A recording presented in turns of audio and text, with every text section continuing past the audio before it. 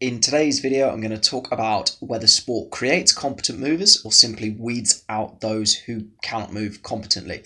This is something that myself and Ross Williams discussed in an upcoming Platform to Perform podcast. Now, whilst I don't necessarily think it's as black and white as saying it does or does not create competent movers, there's a lot of things that you need to be thinking about. One is how well is that sport coached, and is the coach focusing on a movement outcome, or, for example, how many goals did you score?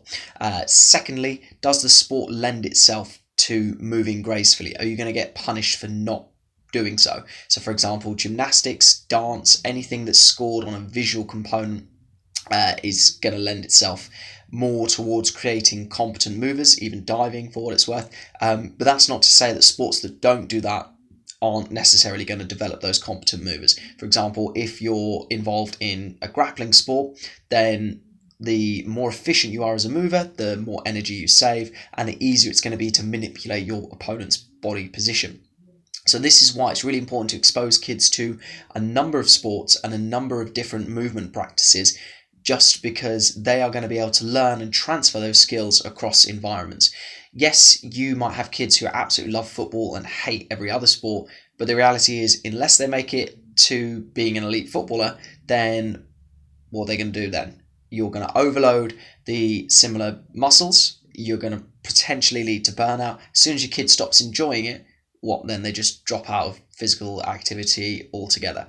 Now, I'm not saying there's a simple fix, but dare I say it, exposing children to different movement skills, focusing on the movement skills themselves before you worry about putting them into a sport-specific context, and getting kids to join the dots between these is what's really going to be beneficial. Case in point, I remember observing a netball lesson once, and the activity or the drill, whatever you want to call it, involved, it required kids to sprint, jump, rotate in the air, land on one leg, and all whilst catching and throwing a ball. And I just thought to myself, how many different fundamental skills have we merged together?